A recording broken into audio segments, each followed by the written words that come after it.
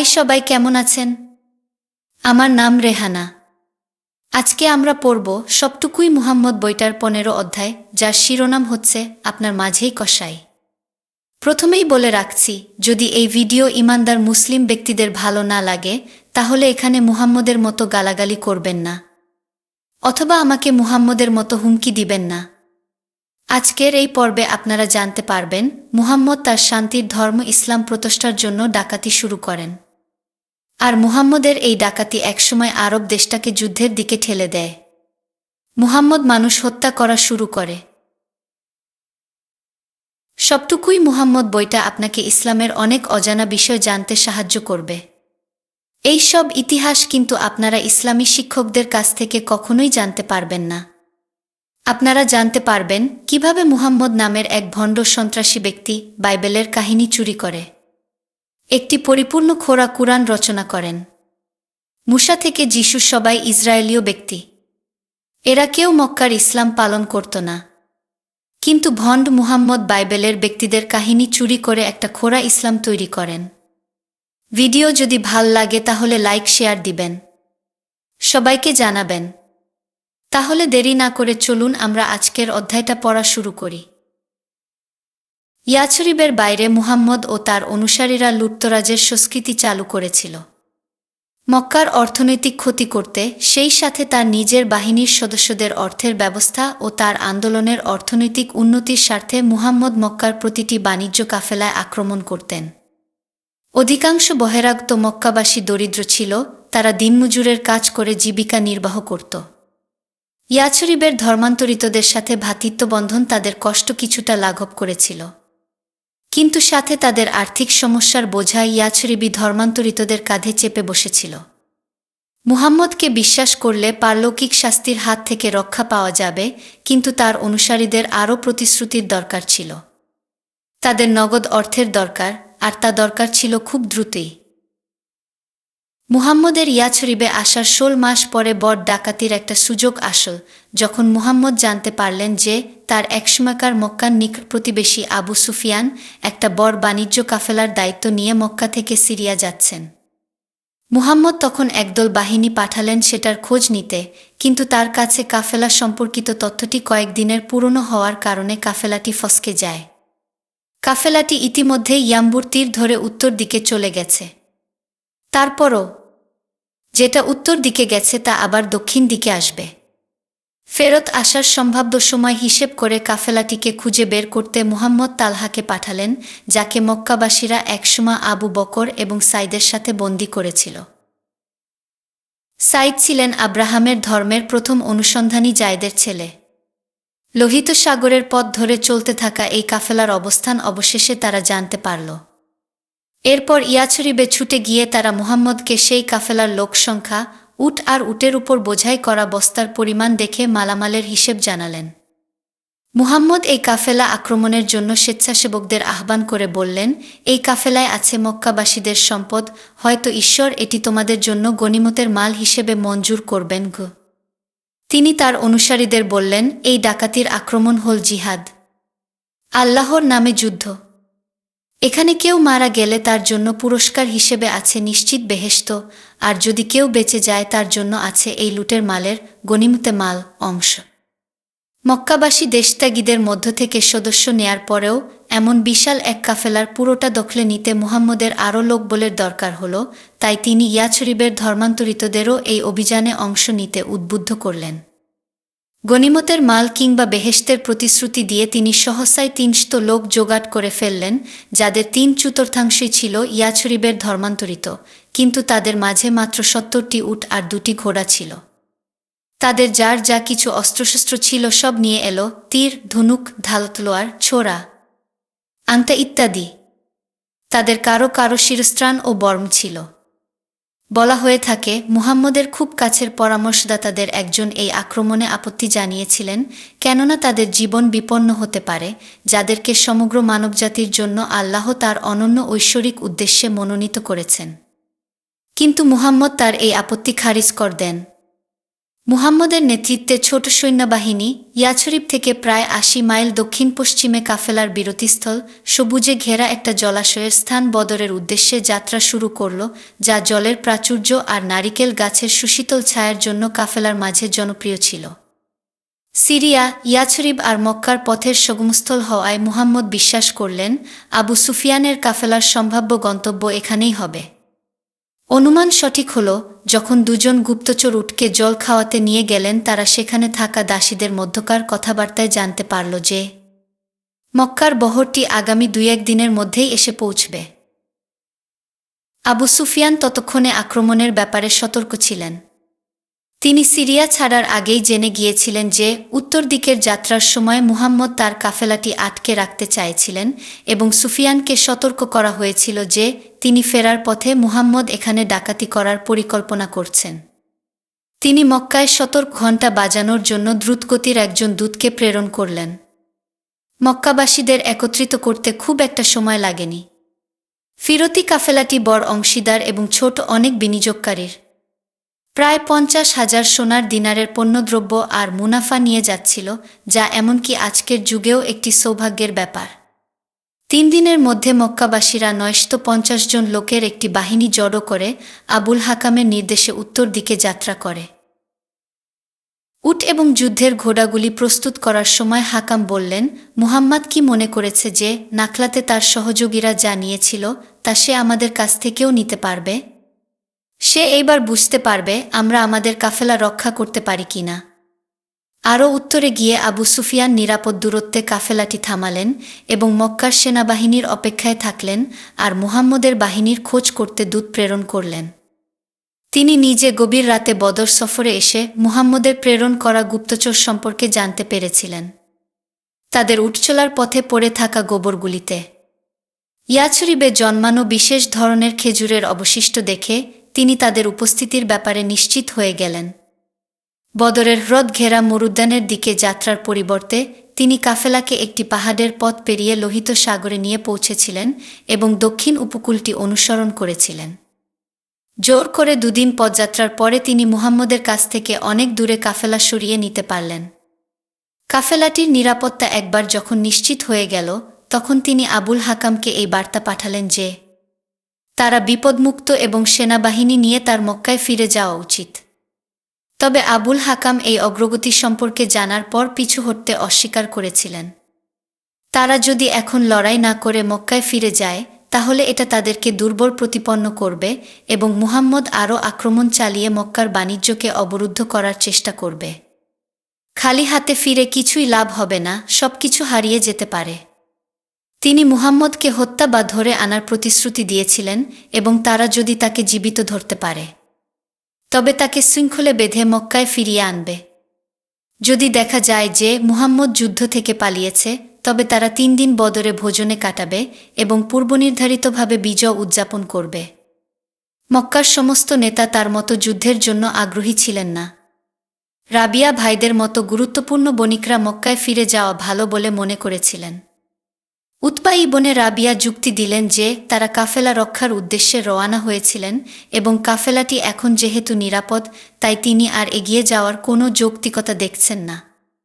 যদি তাদের বিশ্বাস অনুসারে মুহাম্মদ মিথ্যাবাদী এবং প্রতারক হয়ে থাকে, তবে অন্যান্য আরবরা খুব শীঘ্রই তার বিরুদ্ধে সংগঠিত হয়ে তাকে হত্যা করবে।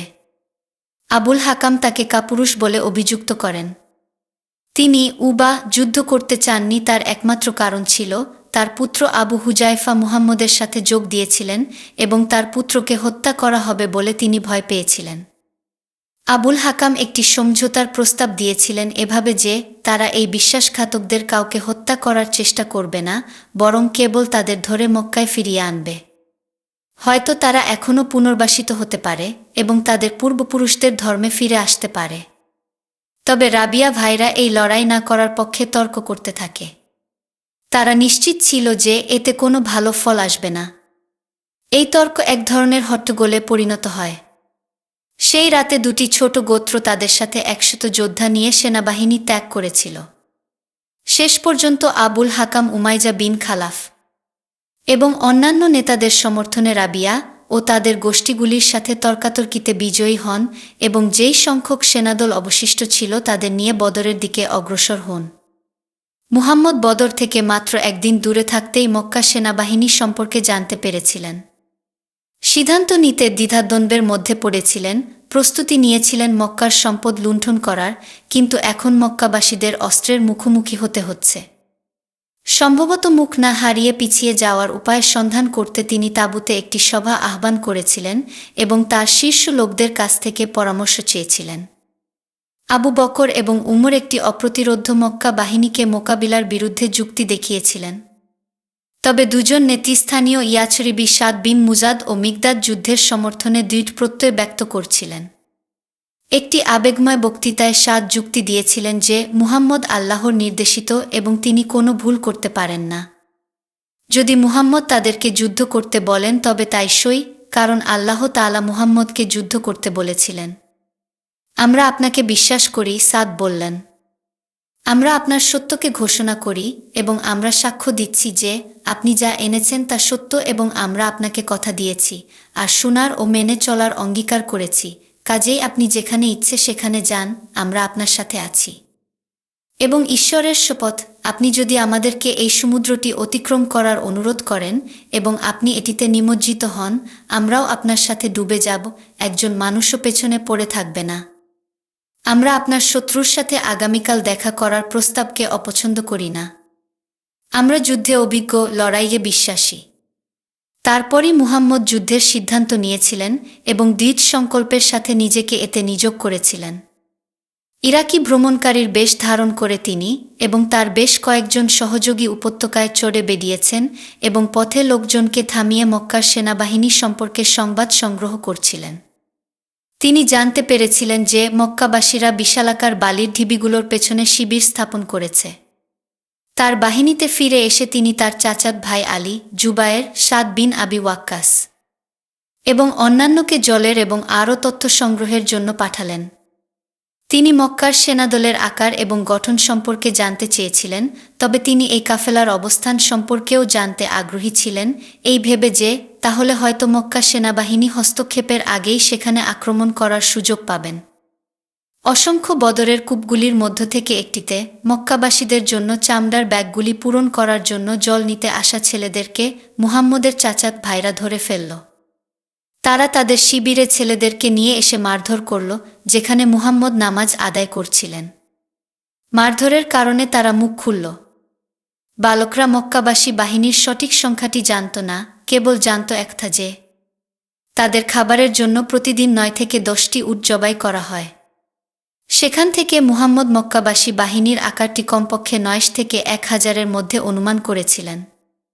ছেলেরা কাফেলা সম্পর্কে কিছুই জানত না, কারণ তারা মক্কার সেনাবাহিনীর সাথে ছিল, কাফেলার সাথে নয়।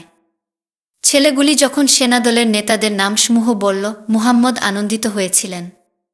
তারা প্রত্যেকেই মুহাম্মদের প্রতিশোধের তালিকায় ছিল। মক্কা তার কলিজার এক টুকরো তোমাদের দিকে ছুঁড়ে ফেলেছে, মুহাম্মদ তার চাচাত ভাইদেরকে বলেছিলেন। বদর উপত্যকাকে জানতেন এমন একজন ইয়াছরিব ধর্মান্তরিতের পরামর্শ নিয়ে মুহাম্মদ মক্কাবাসীদের অবস্থানের নিকটতম একটি ঝর্ণার কাছে শিবির স্থাপন করেছিলেন। এটি একটি বিচক্ষণ পদক্ষেপ ছিল, কারণ এটি মরুদ্যান থেকে বদরের প্রধান ঝর্ণাগুলোর দিকে যাওয়ার পথে মক্কাবাসীদের জন্য বাধা হয়ে দাঁড়াবে। মুহাম্মদের লোকেরা তাদের প্রয়োজনের পর্যাপ্ত জল ধরে রাখার জন্য একটি চামড়ার জলাশয় তৈরি করেছিলেন। অবস্থানটিও একটি চতুর নির্বাচন ছিল, কারণ মক্কাবাসী অশ্বারোহীদের আক্রমণে বাধা দেওয়ার জন্য যথেষ্ট বট পাথর দ্বারা এই এলাকাটি বিস্তৃত ছিল। এছাড়াও মুহাম্মদ তার শিবির এমনভাবে স্থাপন করেছিলেন যাতে সকালের সূর্যের আলো অগ্রসরমান মক্কাবাসীদের চোখ বরাবর পড়ে। যুদ্ধক্ষেত্রের একটা পরিপূর্ণ চিত্র সম্পর্কে নিজেকে ধারণা দিতে এবং শত্রুদের ছোড়া তীরের পরিসীমা থেকে নিজেকে নিরাপদে রাখতে কাছাকাছি কিছুটা উঁচু স্থানে তার জন্য একটি ছাউনি তৈরি করা হয়েছিল, যেখান থেকে তিনি প্রয়োজনীয় নির্দেশনা দিতে পারবেন। দক্ষ যোদ্ধার মতো অভয় দেয়া এবং জান্নাতের পুরস্কার সম্পর্কে প্রচারণার পরেও মুহাম্মদের ভেতর ভয় ছিল। ওদের প্রতি একজনে বিপরীতে মক্কাবাসীদের সংখ্যা ছিল 3 জন, আর মক্কাবাসীরা ভালো অস্ত্রশস্ত্রে সজ্জিত ছিল। তিনি এখন মারা যাওয়ার মতো সম্ভাবনার মুখোমুখি হলেন। এবং তিনি মারা গেলে তার ধর্ম সম্ভবত হারিয়ে যাবে। কথিত আছে যে তিনি রাতের বেশিরভাগ সময় নামাজে কাটাতেন, প্রায়শই কাঁদতেন এবং মক্কাবাসীদেরকে অভিশাপ দিতেন এবং তাকে প্রত্যাখ্যান করার জন্য তাদের ধ্বংস করতে আল্লাহকে বলেছিলেন। সেই রাতে বৃষ্টি হয়েছিল এবং মুহাম্মদের লোকেরা তাদের ছাউনির নিচে আশ্রয় নিয়েছিল। ভোরের আলো ফোটার আগেই তিনি তাদেরকে যথারীতি প্রার্থনার জন্য ডাকলেন এবং ভেজা মাটিতে নামাজ আদায় করলেন। যখন চারদিকে আরও ফর্সা হল, তিনি তাদের সারিবদ্ধ লাইন ধরে দাঁড় করালেন। যদিও মুহাম্মদের সেনারা শত্রুভাবাপন্ন কিছু গোত্রের সাধারণ লোকদের মিশ্র দল ছিল, কিন্তু প্রার্থনার শারীরিক আচার অনুষ্ঠানগুলি তাদের মধ্যে সুসজ্জিত সামরিক বাহিনীর ন্যায় শৃঙ্খলা আর জোশের তৈরি করেছিল। মুহাম্মদ সর্বদা নামাজের সোজাসুজি সারি বিন্যাসে জোর দিতেন, কারণ তিনি বিশ্বাস করতেন যে ফেরেশতা এই পদ্ধতিতেই প্রার্থনা করেছিলেন। তারা একযোগে যেন তাদের প্রার্থনা রুটিনগুলি করতে পারে সেদিকে তিনি জোর দিয়েছিলেন, যার ফলে সামরিক বাহিনী গঠনের জন্য সারিবদ্ধ অবস্থান এখন প্রায় স্বাভাবিকভাবেই হয়ে যাচ্ছে।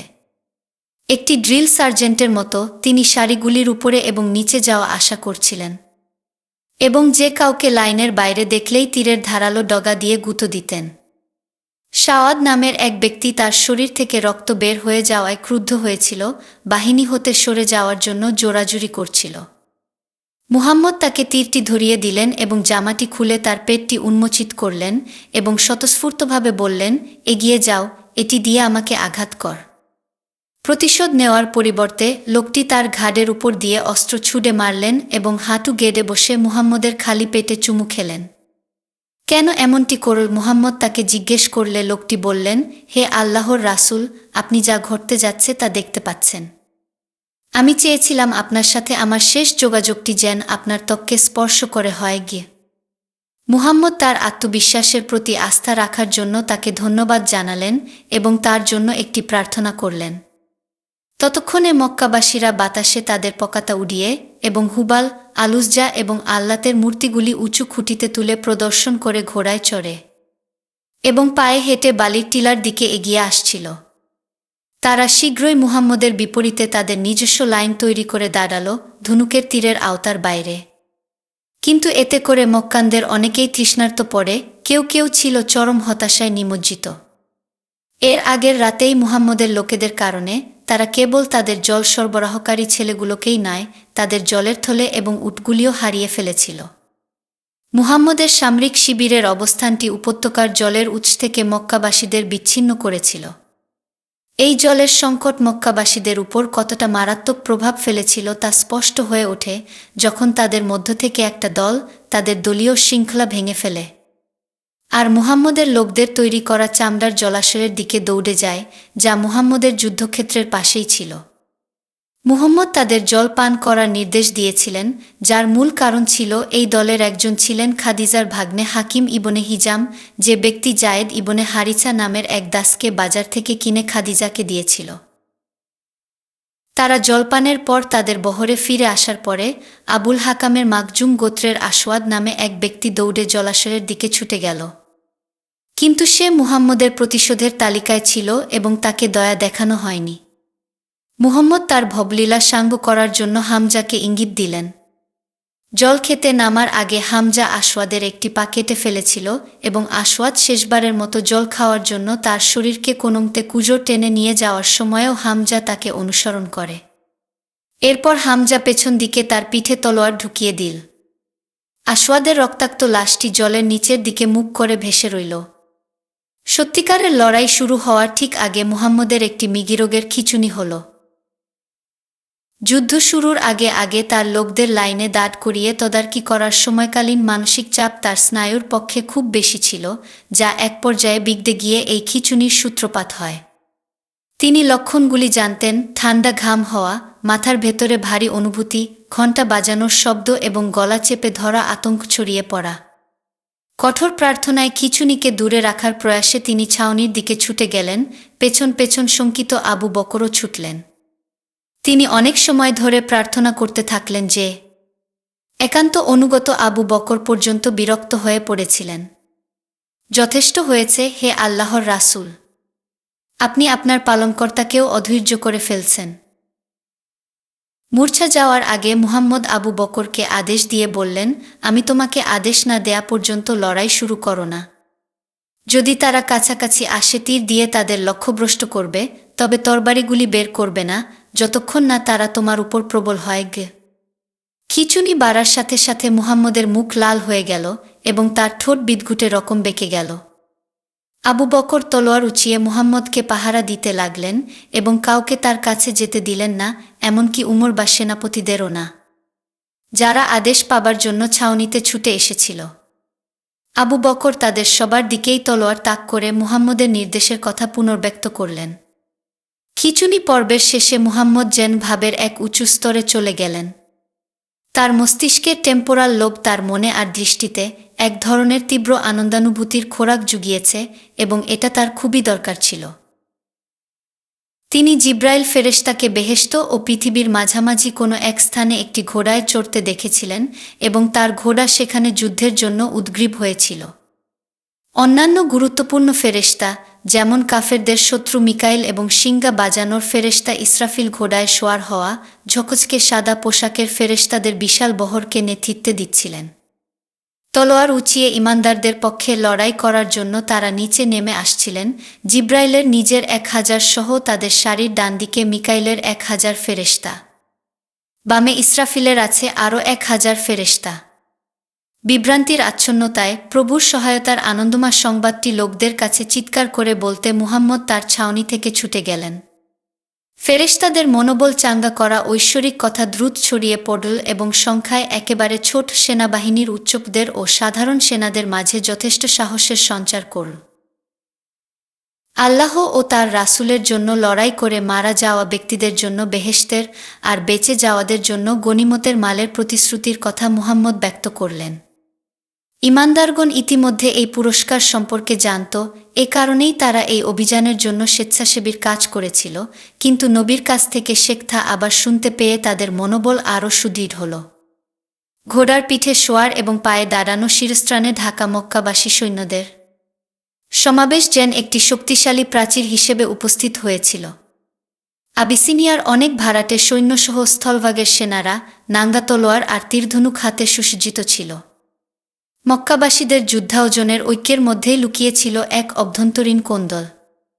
এমনকি সৈন্যদের সারিবদ্ধ করে দাঁড় করিয়ে রাখার পরেও মক্কার নেতারা আগের রাতে হওয়া তাদের ঝগড়া চালিয়ে যান।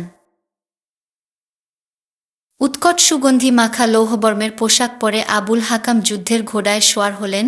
এর আগে অস্ত্রশস্ত্র গুছানোর সময় তার সাহস সম্পর্কে উতবাকে একটু খোঁচাও করে দিলেন। তোমার ফুসফুস ভয় দিয়ে তোমার পেট ভরে ফেলেছে, তিনি উতবাকে বললেন। ক্ষুব্ধ হয়ে উতবা আবুল হাকামের ঘোড়ার সামনের পায়ে আঘাত করে ঘোড়ার রগ কেটে করে দেয়, আর তাতে ঘোড়াটি নিচে পড়ে যায়। এরপর মুখে ভেঙচি কেটে আবুল হাকামকে অন্যদের মতো পায়ে হেঁটে লড়াই করার করতে বললেন উতবা। নিজের সাহসিকতা প্রমাণের জন্য উতবা তার ছেলে ওয়ালিদ এবং তার ভাই সাইবাকে নিয়ে মক্কাবাসীদের সারি থেকে সামনের দিকে এসে শত্রুদেরকে সম্মুখ সমরের আহ্বান জানালেন। 3 তরুণ ধর্মান্তরিত ইয়াছরিবি তাদের সারি থেকে সামনে এসে দাঁড়াল, কিন্তু উতবা অভিযোগ করলেন যে তারা পদমর্যাদায় দিক থেকে তাদের সমান নয়। একজন মক্কান সেনানায়ক হিসেবে তিনি সমমর্যাদার যোদ্ধাদের প্রতিপক্ষ হিসেবে চাচ্ছেন। ততক্ষণে মুহাম্মদ তার মিগিরোগজনিত খিঁচুনি থেকে বের হয়ে এসেছেন এবং তার বাহিনীর সৈন্যদের সামনে পেছনে ছোটাছুটি করে ফেরেশতাদের দেয়া ত্রিশুতিসমূহ চিৎকার করে বলছিলেন। মক্কাবাসীদের দেখে নিতে মুহাম্মদ হামজা, আলী এবং অন্য এক নিকটাত্মীয় আগের বছরের এক কাফেলা অভিযানের নেতা উবায়দা বিন হারিছকে নির্দেশ দিলেন। তারা মুখ ও মাথা লোহার শিরস্ত্রাণে ঢেকে বাইরে বের হয়ে এলেন, যা তাদের এক প্রকার ছদ্মবেশ প্রদান করল, এবং কেবল উতবা জানতে চাইলে তারা তাদের পরিচয় প্রকাশ করলেন। এটি একটি অসম লড়াই ছিল। বয়স্ক উতবা ও সায়বা বীর হলেও শারীরিকভাবে সমর্থ ছিলেন না। শিকারের দক্ষতা এবং উত্তপ্ত মেজাজের জন্য খ্যাতিমান হামজা 60-এর কাছাকাছি বয়সেও শারীরিকভাবে শক্তিশালী ছিলেন। হিংস্র ক্ষিপ্রতার সাথে তিনি দ্রুত উতবাকে মেরে ফেলেন, আর আলী দেখতে ছোটখাটো হলেও পেশিবহুল হাত আর শরীরকে কাজে লাগিয়ে উতবার পুত্র ওয়ালিদকে হত্যা করেন। সায়বা তার একটি পা হারিয়েও উবায়দার চেয়ে ভালো করছিল, কিন্তু হামজা ও আলী সায়বাকেও কুপিয়ে হত্যা করে। উভয় পক্ষেই যুদ্ধক্ষেত্রে নিহত বা আহত হয়েছে। উবায়দাকে মুহাম্মদের ছাউনিতে নিয়ে যাওয়া হয়েছিল এবং তার সামনে তাকে শুইয়ে দেয়া হয়েছিল, তার বিচ্ছিন্ন পা থেকে রক্ত ঝরছে। মুহাম্মদ তাকে তার পায়ে মাথা রাখার অনুমতি দিলেন, যাতে ঈশ্বরের রাসূলকে স্পর্শ করার মধ্য দিয়ে তার মৃত্যু সম্মানিত হয়। উবায়দা রক্তক্ষরণের ফলে মারা গেলে মুহাম্মদ ঘোষণা দেন, আমি সাক্ষ্য দিচ্ছি যে তুমি একজন শহীদ। এ পর্যায়ে যুদ্ধটি পুরোদমে শুরু হয়ে গেছে। উভয়পক্ষই তীর ছুঁড়তে ছুঁড়তে পরস্পরের দিকে এগিয়ে যাচ্ছিল। বেশ ঘনিষ্ঠ হয়ে সারিবদ্ধভাবে থাকায় মুহাম্মদের যোদ্ধারা তীরের আঘাত থেকে নিজেদের ভালো করে রক্ষা করতে পারছিল। খুব শীঘ্রই দুই পক্ষের সব সৈন্য একাকার হয়ে লড়াই করে যেতে লাগল, যা হাতাহাতির পর্যায়ে চলে গেল। তলোয়ার উঁচিয়ে একে অপরের শিরস্ত্রাণ বর্মে আঘাত করে যেতে লাগল। বর্ষা লোহার পাত ভেদ করে মাথার খুলিতে গিয়ে আছড়ে পড়ছিল। এটি ছিল দেবতাদের যুদ্ধক্ষেত্র। ঐশ্বরিক মা আলুজ্জা, প্রজনন শক্তির দেবী আল্লাত এবং পৌরুষদীপ্ত দেবতা হুবালের সাথে মুহাম্মদের প্রতিশোধ পরাজন এক ঈশ্বরের সাথে সংঘর্ষ, যে ঈশ্বর মুহাম্মদের উপর বিশ্বাস না রাখা সকলের জন্য চিরস্থায়ী শাস্তি নিয়ে আসছিলেন। সংখ্যায় মক্কাবাসীরা ছাড়িয়ে গেলেও মুহাম্মদের লোকেরা উগ্র আত্মবিশ্বাসে বলীয়ান ছিল। গনিমতের মাল বা জান্নাতের প্রতিশ্রুতি দিয়ে তাদের উন্মত্ত করে তোলা হয়েছে। রক্ত এবং নিজ তলোয়ারের দক্ষতায় উচ্ছ্বসিত আলী রণাঙ্গন জুড়ে ঝড় তুলে একের পর এক লোককে হত্যা করে যাচ্ছিলেন। তিনি হাজিজ, নুবায়ে, আমির, জায়েদ, উমায়ের, মাসুদ, আবদুল্লাহ, ইয়াজিদ, আমওয়াজ সহ আরও অনেককেই হত্যা করেছিলেন। তার হাতে নিহত হওয়া কয়েকজন ছিলেন স্বনামধন্য মক্কাবাসী নেতা, যেমন আবু সুফিয়ানের পুত্র হানজালা। যুদ্ধ শেষ হওয়ার পরে আলী আরেকজন গুরুত্বপূর্ণ যুদ্ধবন্দীকেও হত্যা করেছিলেন, যাদের মধ্যে ছিলেন খুয়ালিদের পুত্র এবং খাদিজার সৎ ভাই নফাল, যিনি একবার তার মা সাফিয়ার প্রহার থেকে জুবায়েরকে উদ্ধার করেছিলেন। মুহাম্মদ যখন জানতে পারলেন তার চিরশত্রু এই শালককে আলী হত্যা করেছে, তখন তিনি চিৎকার করে বললেন, আল্লাহু আকবার! সকল প্রশংসা আল্লাহর, যিনি তার নফাল বিষয়ে আমার প্রার্থনার জবাব দিয়েছেন। এই যুদ্ধ ভাইয়ের বিরুদ্ধে ভাই, চাচাত ভাইয়ের বিরুদ্ধে আরেক চাচাত ভাই, ছেলের বিরুদ্ধে বাবাকে মুখোমুখি দাঁড় করিয়েছিল। বলা হয়, আবু উবায়দা ইবনুল জাররাহ এতটাই উন্মত্ত ছিল যে সে তার পিতা আবদুল্লাহ ইবনে জাররাহকেও হত্যা করেছিল।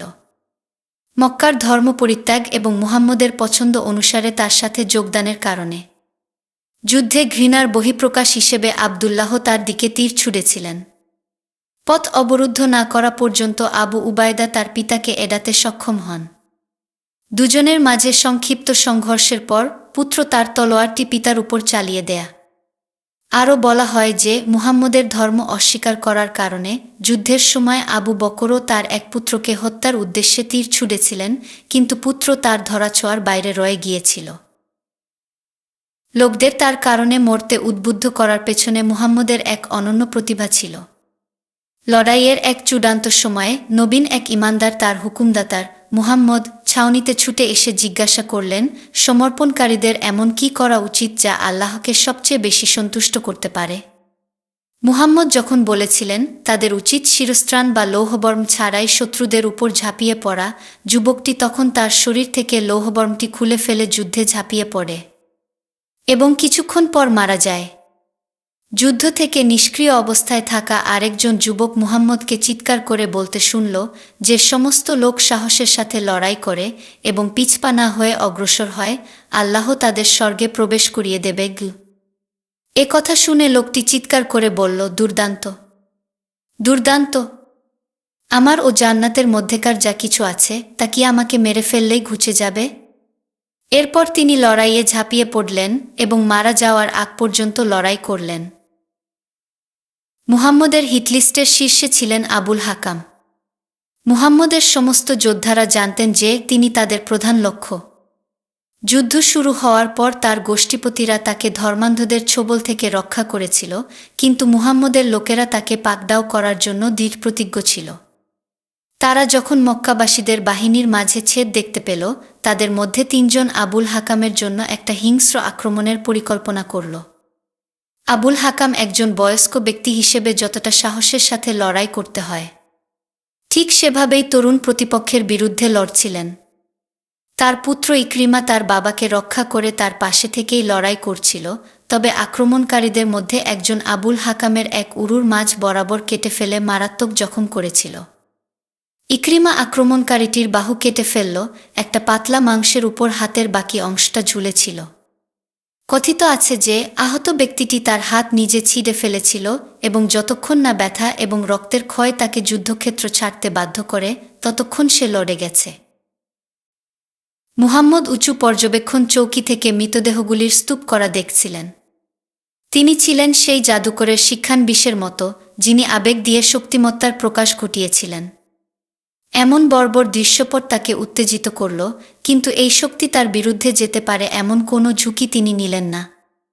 প্রহরী হিসেবে তাকে ঘিরে ছিলেন উমর, আবু বকর, সাদ বিন মুয়াদ, মিকদাদ এবং অন্যান্য প্রমুখ তার শীর্ষ অনুচররা। এই অভিযানের দুটি মাত্র ঘোড়া যা বাধা ছিল ছাউনির বাইরে। যদি এই উপত্যকা রক্ত দিয়ে ভরে উঠত এবং রক্ত যদি ক্রমাগত বাড়তেই থাকত এবং তার চারপাশটা ঘিরে ফেলত, তবে তিনি এবং আবু বকর একলাফে সেগুলোর উপর সোয়ার হয়ে দ্রুত পালিয়ে যেতে প্রস্তুত ছিলেন। যুদ্ধ কতদিন স্থায়ী ছিল তা লিপিবদ্ধ নেই, তবে এটি মুহাম্মদের জন্য অপ্রতিরোধ্য বিজয় হিসেবেই শেষ হয়েছিল। তার অনুসারীরা নিশ্চিত ছিল যে তারা যদি নিহত হয়, দক্ষ এক বাহিনীকে যদি তারা পিটিয়ে মেরে ফেলে এবং মক্কার সেনাদলের বেশিরভাগ অংশ যদি পালিয়ে যায়, তবে তারা জান্নাতবাসী হবে। যুদ্ধের ময়দানের বাদিকে ছিল ৭০ মক্কাবাসীর মৃতদেহ, যার বেশিরভাগই নেতাদের। আরও ৭০ মক্কাবাসীকে বন্দী করা হয়েছিল।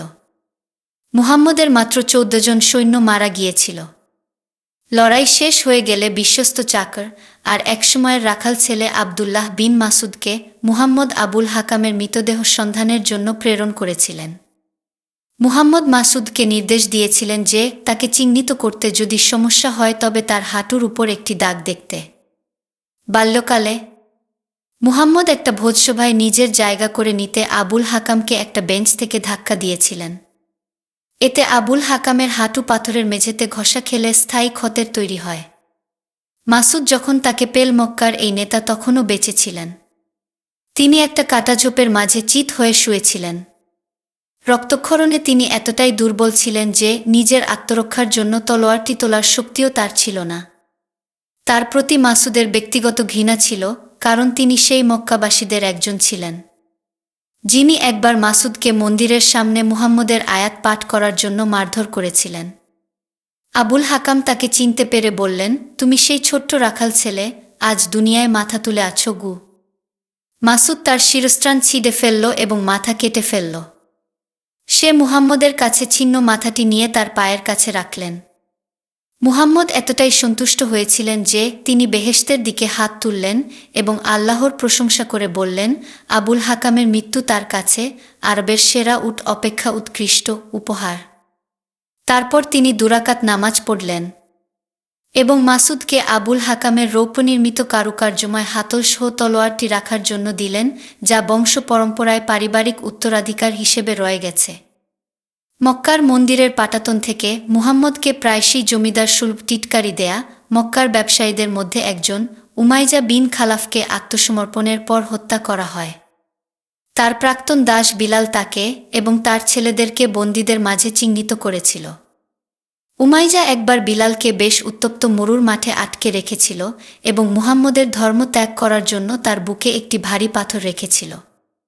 খালাফকে হেফাজতে দেখে বিলাল চিৎকার করে বলে উঠল, আরে, এখানে তো বহুশ্বরবাদীদের নেতা উমাইয়া বিন খালাফ আছে দেখছি। সে বাঁচলে আমি বেঁচে থাকব না ঘি। উমাইয়া এবং তার ছেলেদের দ্রুত ঘিরে ফেলা হলো। কারারক্ষী তাদের রক্ষার চেষ্টা করেছিল, কিন্তু তাকে একপাশে ঠেলে দেয়া হয় এবং উমাইয়া ও তার ছেলেদের কুপিয়ে হত্যা করা হয়। মুহাম্মদ এমনভাবে এত চমৎকার বিজয় উদযাপন করেছিলেন যে যেন কেবল মুহাম্মদেরই এমনটা করার কথা। তিনি প্রার্থনা করেছিলেন এবং তিনি আরও প্রার্থনা করে যাচ্ছিলেন। নামাজের পরে তিনি বন্দী উটগুলিকে তার লোকদের ভোজ দেওয়ার জন্য জবাই করার আদেশ দেন। প্রার্থনা ও ভোজের আয়োজনের ফাঁকে ফাঁকে তিনি তার কারণে যারা শহীদ হয়েছেন তাদের কবর দেওয়ার পাশাপাশি মক্কার মৃতব্যক্তিদেরও স্থানের দেহ রাখার ব্যবস্থা করেছিলেন। তার প্রতিশোধের তালিকায় যারা ছিলেন তাদের জন্য তিনি এক বিশেষ শেষকৃত্যের আয়োজন করেছিলেন। স্থানীয় লোকদের ডাস্টবিন হিসেবে ব্যবহৃত একটি পরিত্যক্ত কূপে মৃতদেহগুলি ফেলে দেয়া হয়েছিল। যুদ্ধের 3 দিন পরে লাশগুলোর কবর দেয়া হয়েছিল এবং তীব্র গরমের ফলে মৃতদেহগুলি ফেঁপে উঠে পচতে শুরু করে। নিজের উটের পিঠে বসে মুহাম্মদ এই আয়োজনের দেখভাল করেন। আবু বকর মৃত ব্যক্তিদের নামগুলো সব একবারে ঘোষণা করলেন। হাত ও পা ধরে ঝুলিয়ে লাশগুলোকে কূপে নিক্ষেপ করা হয়েছিল। উতবার পুত্র আবু হুজাইফা তথায় উপস্থিত ছিলেন। যখন আবু বকর তার পিতার নাম ডাকলেন, তখন লাশটি গর্তে নিক্ষেপ করার আগে মুহাম্মদ তাকে জিজ্ঞাসা করেছিলেন যে তিনি তার বাবার মৃত্যুর জন্য দুঃখ পেয়েছেন কিনা। হুজাইফা জোর দিয়ে বললেন যে তিনি দুঃখিত নন। শুধু মৃতদেহ ছাড়াও তার অনেক কিছু নিষ্পত্তি করার আছে। বন্দীদের ভাগ্য নির্ধারণ এবং যুদ্ধের মুনাফা বিতরণ করা। কাফেলাটি দখল করতে সক্ষম হলে তারা যে মালসামান অর্জন করতে পারত সে তুলনায় তারা যুদ্ধে খুব কমই মালসামান পেয়েছিল, তবে আল্লাহর অনুগ্রহের প্রমাণ এখনও পাওয়া যাচ্ছে। অস্ত্র এবং যুদ্ধের সরঞ্জামাদি ছাড়াও লুটপাটের বস্তুর মাঝে ছিল 150টি উট বোঝাই পণ্য, 10টি ঘোড়া এবং তাঁবু, পোশাক এবং বালির ঢিবির অন্য পাশে তাদের শিবিরে ফেলে রাখা বিবিধ ব্যক্তিগত জিনিসপত্র। লুটের মাল বিতরণ করা এক প্রকার দুঃস্বপ্নে পরিণত হয়েছিল। 3 শতাধিক লোক দাবি ও পাল্টা দাবি করছিল। বিভ্রান্তির জন্য মুহাম্মদই দায়ী ছিলেন। যুদ্ধ চলার সময় এক বার্তাবাহককে তিনি প্রেরণ করেছিলেন এই ঘোষণা দিতে যে যাকে যে হত্যা করবে সে তারই লুটের মাল ও যুদ্ধবন্দী পাবে, সে তার মালিক হবে। যে যোদ্ধারা হত্যা করেছিল বা বন্দী করেছিল তারা ছিল প্রাথমিক সুবিধাভোগী, তবে সবাই হত্যা করতে বা কোনো শত্রুকে ধরতে সক্ষম হয়নি। যেমন মুহাম্মদকে নেতৃত্বের আসনে ঘিরে রাখা তার লোকেরা। তাদের কি কিছু পাওয়া উচিত নয়? অন্যান্য সমস্যাগুলি ছিল, তাদের মধ্যে বেশিরভাগ লোকেরা ক্ষোভ প্রকাশ করেছিল যে তাদের কিছু বন্দীদের অযথা হত্যা করা হয়েছিল, যেমন উমাইয়া বিন খালাফ এবং তার পুত্র যাদেরকে বিলালের উস্কানিতে হত্যা করা হয়েছিল। মক্কার উপদেষ্টাদের প্রধানের ছিন্ন মাথা যখন মুহাম্মদের সামনে নিয়ে আসা হয় তিনি তখন উল্লাস করেছিলেন। মক্কাবাসীরা তার নাম দিয়েছিল আবুল হাকাম, যার অর্থ বিদগ্ধ সিদ্ধান্তদাতা, কিন্তু মুহাম্মদ তাকে আবু জাহল তথা পাগলামির জনক নামে ডাকতেন। মুহাম্মদের আক্রমণ থেকে মক্কার কাফেলা রক্ষার লড়াইয়ে তিনি মারাত্মক আহত হয়েছিলেন। যুদ্ধে নিহত হওয়ার খবর পেয়ে মুহাম্মদ তার এক চাকরকে আবুল হাকামের লাশ সন্ধান করতে পাঠিয়েছিলেন।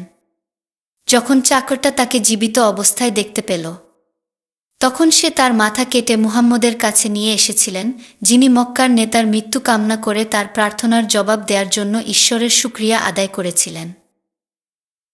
আলী ও উমরও সমস্যা সৃষ্টি করেছিলেন, কারণ তারা যুদ্ধবন্দীদের মালিকদের কাছ থেকে কিছু ঘৃণ্য তাদের দৃষ্টিতে বন্দীদের ধরে নিয়েছিলেন এবং তাদের পরে জবাই করে খুন করেছিলেন। কৌশল করে বলতে গেলে আলী এবং উমর এই হত্যাকাণ্ডের জন্য গনিমতের মাল দাবি করতে পারেন। ওই বন্দীদের আটককারীরা নয়, বরং তারা দুজন গনিমতের মাল লাভ করেছিলেন। জটিলতা আরও বেড়েছে এখন, কারণ নিহত বন্দীদের মুক্তিপণের মূল্য থেকে যুদ্ধবন্দীদের ন্যায়নিষ্ঠ মালিকেরা বঞ্চিত হচ্ছে। মৃত লোকদের তো কোনো মূল্য নেই, সুতরাং তাদের মুক্তিপণও নেই। এরপর ছিল ফেরেশতাদের সমস্যা। ফেরেশতারা যাদের মেরেছে তাদের গনিমতের মাল কে পাবে? মুহাম্মদের কিছু যোদ্ধা শপথ করে বলেছিলেন যে তারা যুদ্ধের ময়দানে ফেরেশতা দেখেছেন। এক ব্যক্তি পাওনা লুটের মাল দাবি করার জন্য মুহাম্মদের কাছে 3 জন মক্কাবাসীর কাটা মাথা নিয়ে আসে, কিন্তু সে তাদের মধ্যে কেবল 2 জনের মাথা কেটে ফেলার কথা স্বীকার করেছে। তৃতীয়টির ক্ষেত্রে আমি দেখলাম এক লম্বা সাদা মানুষ তার মাথায় আঘাত করেছে এবং এটি আলাদা হয়ে আমার সামনে গড়িয়ে পড়েছে, আর আমি এটি তুলে নিয়েছিলাম। খুশে বলল। মুহাম্মদ বলেছিলেন তিনি ছিলেন ফেরেশতাদের একজন। মুহাম্মদ এ সমস্ত ঝগড়া বিবাদে এতটাই বিরক্ত হয়ে গেলেন যে তিনি সমস্ত লুটের মাল ও বন্দীদের একত্র করে তার হাতে সমর্পণ করার নির্দেশ দিলেন। তিনি তার সম্প্রদায়কে সতর্ক করেছিলেন যে আল্লাহ সবকিছু জানেন এবং দেখেন। কেউ যদি কিছু লুকো, এমনকি একটি জীর্ণ কম্বল থেকে শুরু করে একটি সুতো, এবং যদি সে ধরা পড়ে তবে এই জীবনে মুহাম্মদের এবং পরের জীবনে ঈশ্বরের কাছে জবাবদিহি করতে হবে। কার কি মালামাল প্রাপ্য তা নির্ধারণ করার জন্য দৈনিক 5 বার নামাজ এবং অন্যান্য প্রার্থনা আয়োজনের মাঝেই 2টি দিন তিনি ব্যয় করে ফেললেন। শেষ পর্যন্ত তিনি সলোমনের প্রজ্ঞাময় পথ অবলম্বন করলেন, অর্থাৎ তিনি লুটের মালের 1/5 নিজের জন্য রাখলেন এবং অন্য সবার মাঝে ন্যায়সঙ্গত বণ্টন করে দিলেন। যে দুজন লোক যুদ্ধের জন্য কিছু ঘোড়া নিয়ে এসেছিল, তাদেরকে যোদ্ধাদের জন্য ঘোড়াগুলোর গুরুত্ব ও সেগুলোর দেখভালের খরচ বিবেচনা করে ভাগে প্রাপ্ত মালামালের অতিরিক্ত অংশ দেয়া হয়েছিল। বন্দীরাই সবচেয়ে বড় সমস্যা ছিল। মুহাম্মদ প্রথমে উমরের সাথে একমত হয়েছিলেন যে তাদের সবার মাথা কেটে ফেলা উচিত। তবে যখন বন্দীদের একত্র করা হয়েছিল এবং মুহাম্মদ তাদের মাঝে নিকটাত্মীয়দের দেখেছিলেন, তখন একটি সমস্যা দেখা দিল। বন্দীদের মধ্যে ছিলেন সর্বদা সহানুভূতিশীল কিন্তু নিরপেক্ষ তার চাচা আব্বাস। আরও ছিলেন মুহাম্মদের জামাতা তথা খাদিজার ভাগ্নে এবং মুহাম্মদের কন্যা জয়নবের বর আবুল আস। মুহাম্মদ ইয়াছরিবে পালিয়ে যাওয়ার পরে আবুল আস মক্কায় তার স্ত্রী জয়নাবের সাথে ছিলেন। আলীর বড় ভাই আকিলও বন্দীদের মধ্যে ছিল। যদিও আকিল সর্বদা মুহাম্মদের নবুয়াতের নবী হওয়া দাবি প্রত্যাখ্যান করেছিল এবং মুশরিক ছিল, কিন্তু মুহাম্মদ তার সাথেই আবু তালিবের ঘরে বেড়ে উঠেছিলেন এবং আকিল তখনও তার নিকট ভাইয়ের মতো ছিলেন। নিকটাত্মীয়দের বাঁচিয়ে রেখে মুহাম্মদের কি বাকি সবাইকে তলোয়ার দিয়ে হত্যা করা উচিত?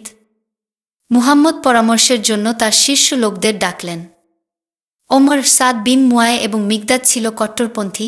বন্দীদের মাথা কেটে ফেলতে হবে, তাদের পরামর্শ ছিল। তারা যুক্তি দিয়েছিল যে বন্দীরা আল্লাহর ও তার রাসূলের শত্রু, সুতরাং কাউকেই রেহাই দেয়া উচিত নয়। উমর উদাহরণ সৃষ্টি করার জন্য এতটাই এগিয়ে গেছিলেন যে বন্দীদের মধ্যে থাকা তার নিকটাত্মীয়দের মাথা তিনি নিজেই কেটে ফেলেছিলেন। আর তিনি নিশ্চিত ছিলেন যে আলীও এবার তার ভাই আকিলের মাথা কেটে ফেলে খুশি হবেন। আকাবা অঙ্গীকারের একজন আবদুল্লাহ বিন রাওহা শিরশ্ছেদের বিকল্প হিসেবে পরামর্শ দিয়েছিলেন এরূপ: বনের মাঝে সমস্ত বন্দীদের একটি গাছে বেঁধে রাখুন এবং সেই বনে আগুন জ্বালিয়ে দিন। তবে আবু বকর অশ্রুসজল চোখে তাদের ক্ষমার জন্য আবেদন করেছিলেন এবং এই ব্যাপারে দৃষ্টি আকর্ষণ করেছিলেন যে বন্দীরা মৃতের চেয়ে আরও বেশি মূল্যবান, কেননা মক্কাবাসীরা তাদের ফেরত নেয়ার জন্য বেশ ভালো অর্থ প্রদান করবে। আবুল হাকামকে শিরোচ্ছেদ করার কারণে অভিজ্ঞ ও দাড়িওয়ালা নেতাদের মাঝে আবদুল্লাহ বিন মাসুদও একটা অবস্থান তৈরি করতে পেরেছেন। হালকা পাতলা গঠনের এই তরুণ আবদুল্লাহ বিন মাসুদও বন্দীদের ব্যাপারে নমনীয় ভাব প্রকাশ করলেন। সুহাইল নামে একজন ব্যবসায়ী, যিনি অতীতে তার সাথে সদ আচরণ করা এক বন্দীর প্রতি নমনীয় ছিলেন। পরামর্শকদের কথা শোনার পরে মুহাম্মদ তার তাঁবুতে ফিরে গেলেন এবং তার মনকে সিদ্ধান্ত গ্রহণের দায়িত্ব নিতে দিলেন।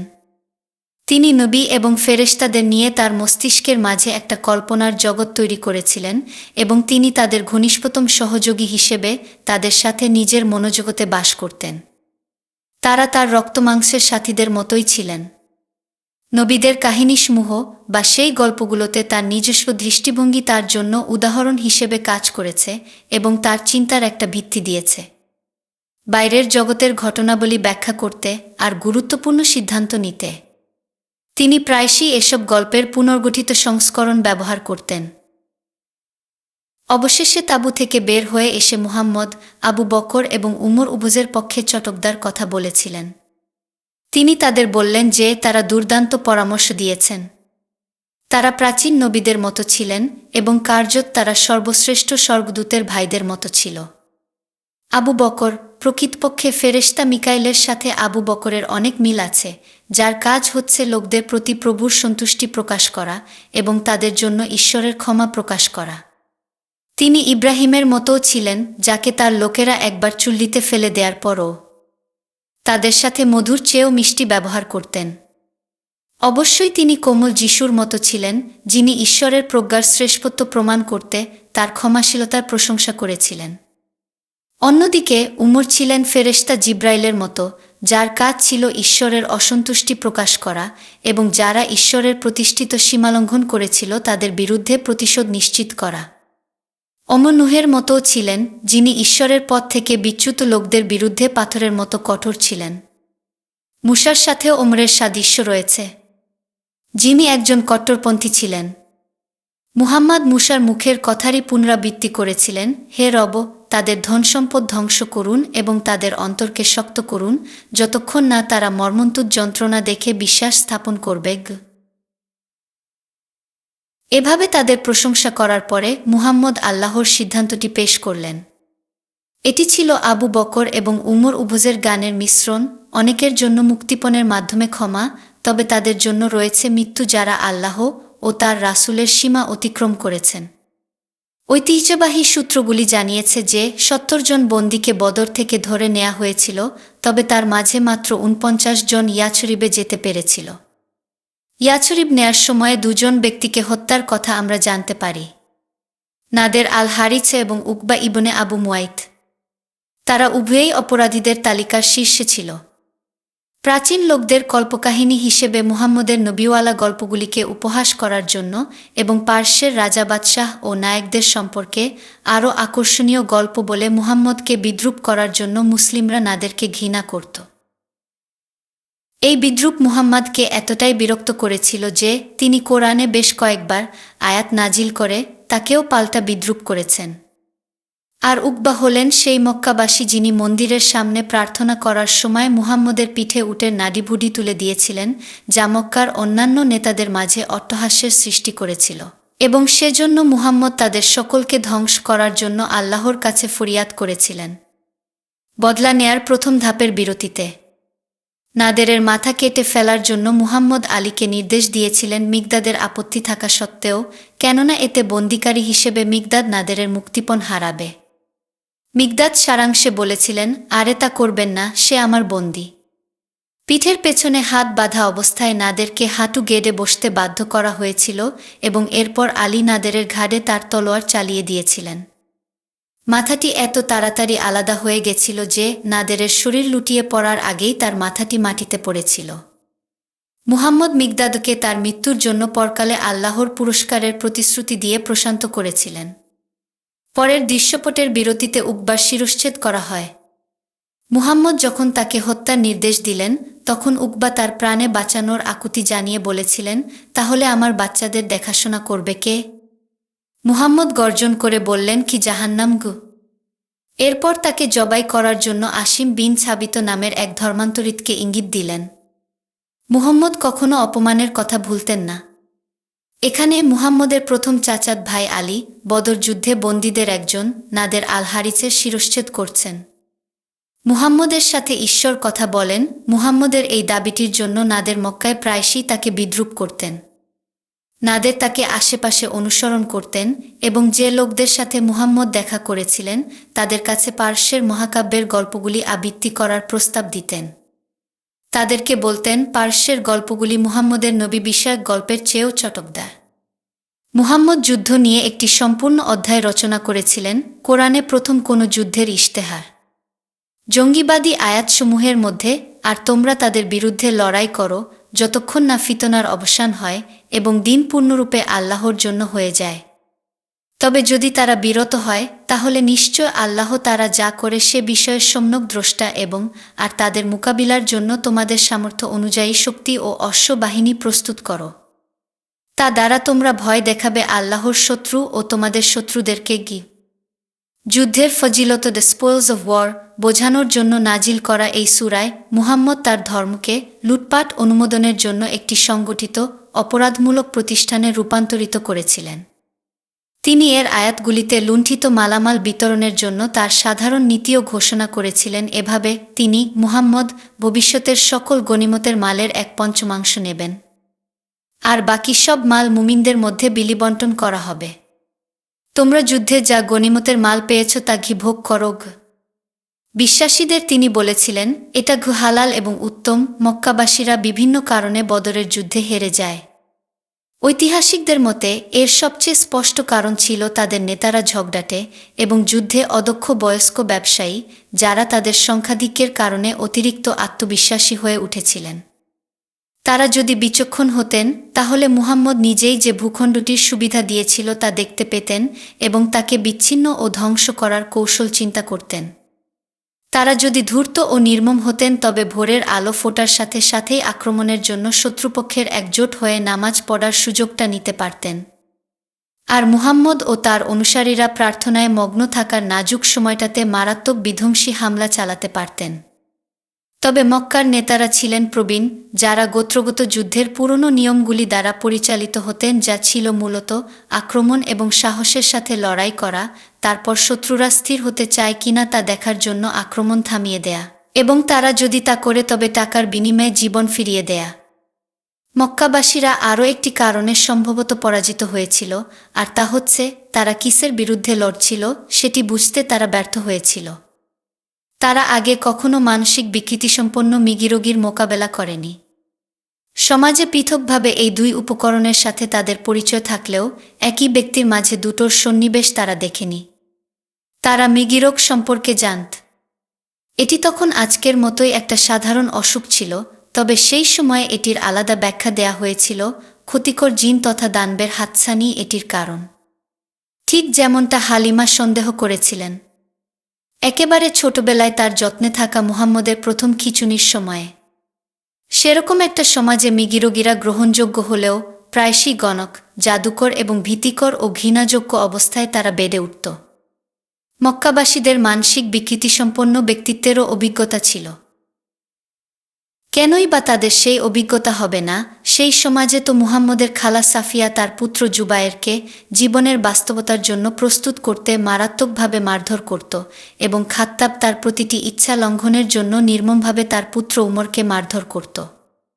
আরব সমাজের এই জাতীয় উপকরণগুলো প্রায়শই চিরস্থায়ী রক্তাক্ত সংঘাতের কারণ ছিল, যা গোত্র এবং গোত্রসমূহদের একে অপরের বিরুদ্ধে দাঁড় করিয়েছিল। এই উভয় উপাদানই ব্যক্তি মুহাম্মদের সাথে একত্রে মিশ্রিত হয়েছিল। তার মৃগীরোগ তাকে বিশ্বাস করতে প্ররোচিত করেছিল যে ঈশ্বর তার সাথে কথা বলেছেন। তার মানসিক বিকৃতি তাকে এমন লোকদের হত্যা করতে পরিচালিত করেছিল যারা এসব বিশ্বাস করে না। তৃতীয় উপাদানটি ছিল তার কথার জাদুময়তা। তিনি তার কথার জালে অজ্ঞদের আটকে ফেলে তার বিভ্রমকে বিশ্বাস করাতে সক্ষম হয়েছেন। তিনি তাদের সামনে এক মনোজাগতিক পৃথিবী অঙ্কন করেছিলেন এবং এটিকে বাহ্যিক পৃথিবীর চেয়েও তাদের কাছে আরও বাস্তবিক করে তুলেছিলেন। এই কল্পিত বিশ্বের প্রতি বিশ্বাস দ্বারা উজ্জীবিত হয়ে মুহাম্মদের অনুসারীরা বদরের প্রান্তরে নিজেদের মধ্যকার কসাইকেই সামনে নিয়ে এসেছিল, যেমনটা তিনি প্রায়শই প্রার্থনা করতেন। মক্কায় থাকাকালীন মুহাম্মদ কখনো সহিংসতা করার হুমকির বাইরে যাননি, কারণ এর চেয়ে বেশি কিছু করার ক্ষমতা তার ছিল না। এখন তার সেই শক্তি চলে এসেছে।